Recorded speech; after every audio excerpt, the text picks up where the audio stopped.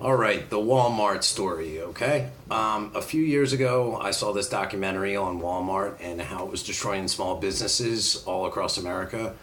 They showed people in small towns that were forced to sell their businesses. Towns were being evacuated like like they were in a war zone. The whole thing was more cringeworthy than a presidential debate. My dad even decided never to shop at Walmart again. Great, us versus them, big guy against the little guy, go underdog, damn them Walton bastards, right? Not so fast. The media, as usual, only tells half truths to make a story more dramatic so people will watch. The more I looked into it, the more I decided to look at the situation from a different way. Have you ever heard, if you can't beat them, join them? Actually use them to get rich, I say.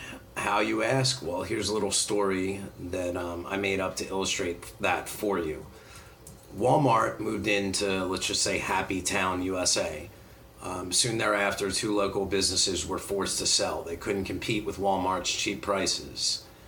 The two store owners sold their businesses for $250,000 each. The first store owner wanted to play it safe and put his money in the bank, where they offered him a 3% return, which is way more than he would get, but let's just say, for argument's sake, 3% return, or yearly $7,500. Second store owner decided to become part of this Walmart train and put his money into their stock, okay? Bought 10,000 shares at $25 a share. Walmart pays about a 5% dividend, which means about $12,500 a year in dividend payments. That's $5,500 more than your bank's interest, which, like I said, isn't anything close to what they're paying because it's more like 1%, but whatever. But what about risk, people ask? Well, you probably have a better chance of your bank going out of business before Walmart does.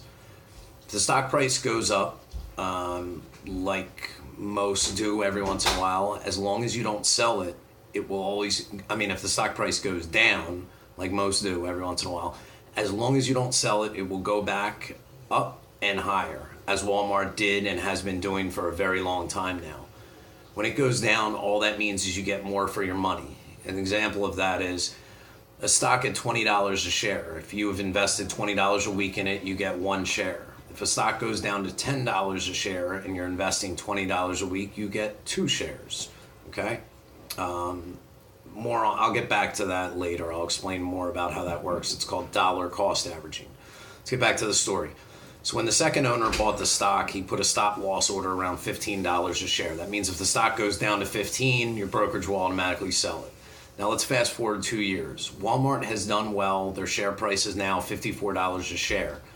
So the first guy now has $540,000 in Walmart stock and about $32,000 in a money market account. The $32,000 is from dividends being paid for owning the stock. It's like a savings account at the bank. They just call it a money market account. So he has a total of $572,000. The first guy now has $267,000. So the guy who invested in stock now has $305,000 more than him. Okay? Walmart decides to declare a stock split 2-for-1, which means they double the amount of shares you own, but the price goes in half. I love stock splits. They're always a good thing. So you still have the same amount of money. Stock splits to me are indicators that a stock is doing well. So now he has 20,000 shares at $27.